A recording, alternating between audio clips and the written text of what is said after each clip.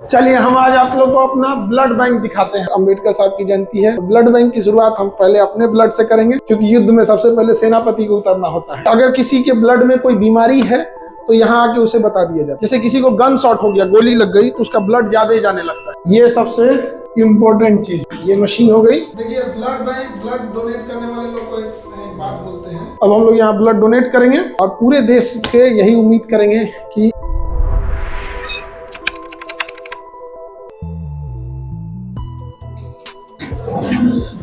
चलिए हम आज आप लोग को अपना ब्लड बैंक दिखाते हैं। हम आपको ब्लड बैंक में हम लोग आते हैं। आज 14 अप्रैल है और भीमराव अंबेडकर साहब की जयंती है, तो आज के दिन हम लोग ने अपना ब्लड बैंक ही स्टार्ट किया है। तो हम एक एक करके आपको ब्लड बैंक का टूर कराते हैं। आइए आप लोग यहाँ पे। तो ब्लड बैंक में यहाँ से इशू काउंटर हो जाता है। यहाँ से हम लोग ब्लड किसी को इशू कर देते हैं अगर किसी को चाहिए तब। और अगर कोई ब्लड डोनेट करने आए तो हम लोग यहाँ पर, ये रूम आ जाता है हम लोग का medical examination and registration room. Hello sir. Hello sir. तो यहाँ पर हम लोग जो भी डोनेट करने आएगा सर, यहाँ पे उनका सबसे पहले सर हम लोग यहाँ पे रजिस्ट्रेशन करते हैं सर, और उसके बाद बीपी वगैरह नाप लेते हैं, मेडिकल एग्जामिनेशन थॉरोली करते हैं सर। हाँ। क्या वो ब्लड डोनेट करने लायक है कि नहीं। अच्छा अच्छा। उसके बाद ही हम लोग सर आगे प्रोसीड करते हैं। तो यहाँ जब फिर पता चल जाएगा कि ब्लड डोनेट करने लायक फिट है एकदम, बीपी सी ठीक है, हीमोग्लोबिन ठीक है, सब चीज, तभी आगे प्रोसीड करें। हाँ, बीमारी नहीं है कोई, तभी जाके हम लोग उसे प्रोसीड करें इस रूम में सर। ठीक है, थैंक यू सर। तो अब हम लोग इस रूम में आ जाएंगे डोनेट करने के लिए। यहाँ ब्लड डोनेशन रूम, रक्तदान कक्ष यहाँ पर। हेलो सर, नमस्ते। नमस्ते सर। तो ये एरिया जो है, इसमें हम लोग ब्लड को डोनेट करेंगे यहाँ पे। तो यहाँ पे ब्लड डोनेट, अच्छा ये वो जो ब्लड डोनेट करेंगे तो उनके लिए होता है, ये जो बॉल को अच्छा यहाँ पे। और इसमें अभी ये वाला रेडी है, ये आपके लिए। अच्छा ये रेडी है यहाँ पर। तो इसमें आज हम शुरुआत करेंगे। हम आज, क्योंकि ब्लड बैंक आज 14 अप्रैल है, अंबेडकर साहब की जयंती है, तो ब्लड बैंक की शुरुआत हम पहले अपने ब्लड से करेंगे, क्योंकि युद्ध में सबसे पहले सेनापति को उतरना होता है। तो ये रेडी है अभी। हाँ सर, ये वाला बैग रेडी है। तो हम थोड़ा सा अभी टूर करके आते हैं अपने ब्लड बैंक का, फिर हम आके यहाँ डोनेट करते हैं।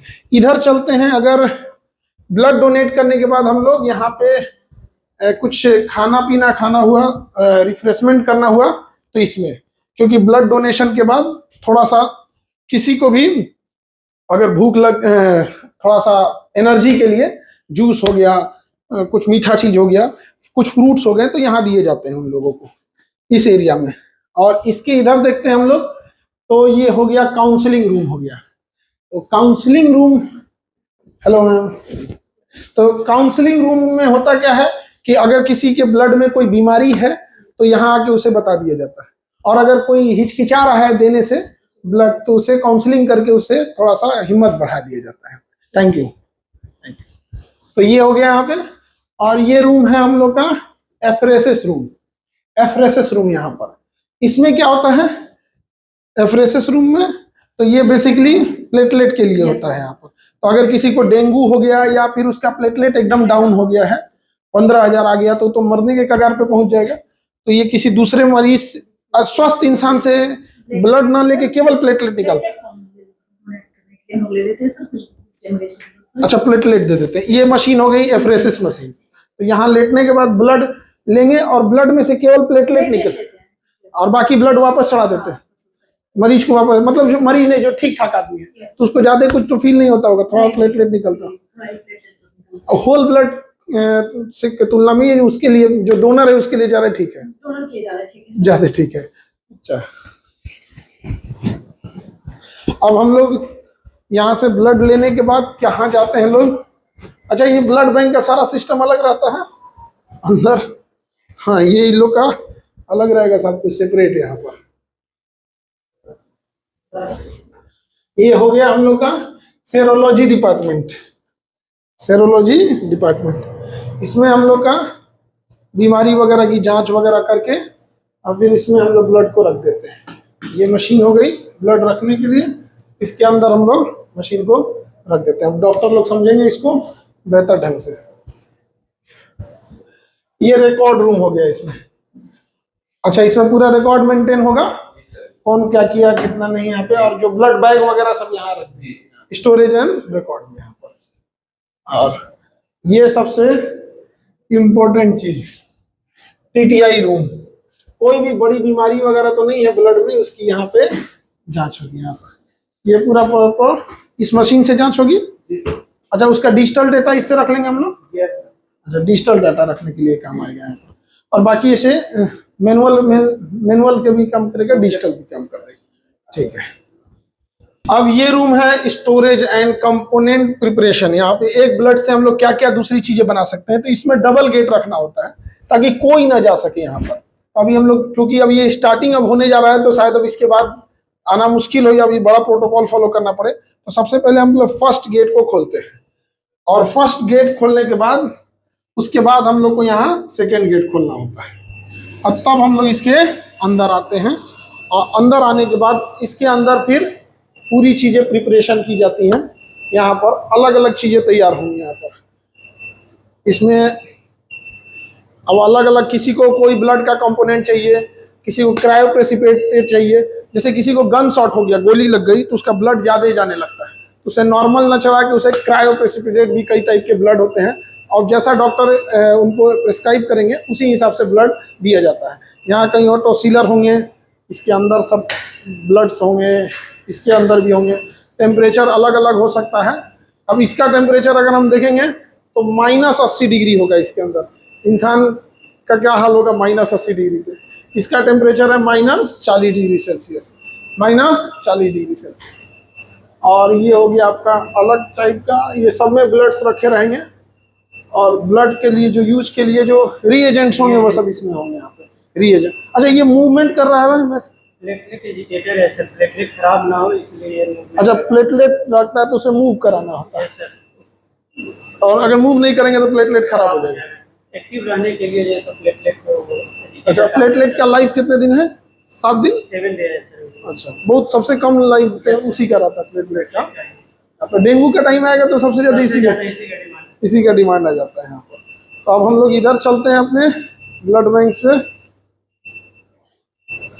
ये टीटीआई रूम हो गया, ये सेरोलॉजी डिपार्टमेंट। यहाँ से इशू काउंटर हो जाएगा।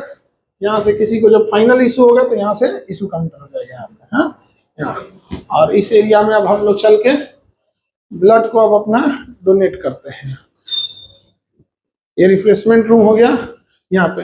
अच्छा, इस रूम से हम जाके देख नहीं सकते हैं ये वाला रूम, क्योंकि इसमें ना काउंसलिंग रूम होता है, उसको पैक रखा जाता है। उसमें अगर किसी को कोई बीमारी आ गई या कोई ब्लड डोनेट नहीं करना चाहता है या कुछ उसको काउंसलिंग करके बताना है तो उसी के अंदर बताना होता है। तो नॉर्म्स के अनुसार उसको पारदर्शी नहीं रख सकते, उसमें किसी को नहीं देख सकते।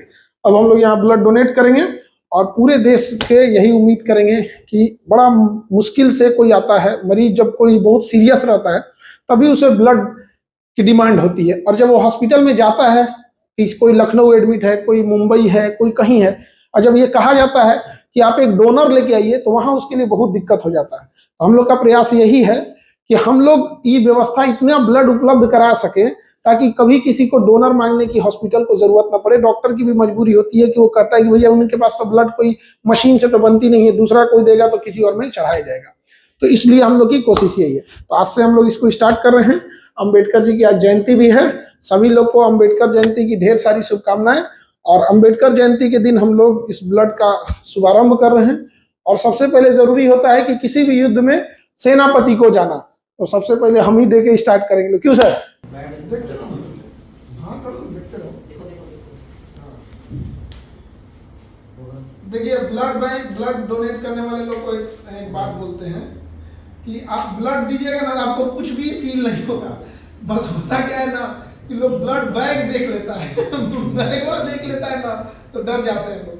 तो आप डोनेट करने के बाद जब आप देखते हैं कि मेरा इतना ब्लड निकल गया तो आपको साइकोलॉजिकल इफेक्ट पड़ता है। अगर आप ब्लड बैग को नहीं देखेंगे ना, आपको कोई फर्क भी नहीं पड़ेगा। एक्चुअल में कोई अंतर नहीं आता है आपका ब्लड डोनेट करने के बाद, 0 फर्क पड़ता है। आप जो फुल काम कीजिए, ब्लड डोनेट करने के बाद हल्का सा रेस्ट करके चलिए। वो भी रेस्ट इसलिए डॉक्टर बताते हैं 10-15 मिनट जो देखने के लिए कि कहीं आपको कोई इफेक्ट तो नहीं पड़ रहा है। हालांकि कोई इफेक्ट नहीं पड़ता है। उसके बाद आप रेगुलर काम कर सकते हैं। हम लोग पूरा क्लास लिए सुबह। आज तो हम लोग का फिजिक्स का नया बैच भी था ना। हाँ, तो आज क्लास भी लिए पूरा। हम लोग क्लास लेने के बाद हम लोग पूरा तरह से यहाँ आए, ब्लड बैंक स्टार्ट किए और आज ब्लड भी दिए हैं, और ये ब्लड डोनेट करने के बाद हमको लगता है इन लोग का हो गया तो अपना निकाल लेंगे लोग अपना जो निकालना होगा तो, और उसके बाद ब्लड डोनेट करने के बाद जाके अपना पूरा जो क्लास रेगुलर क्लास रहता है वो क्लास ले लेंगे हम लोग, कोई दिक्कत नहीं आएगा किसी चीज़ में। तो आप लोग भी अब आएंगे, आप डोनेट करना चालू कर सकते हो।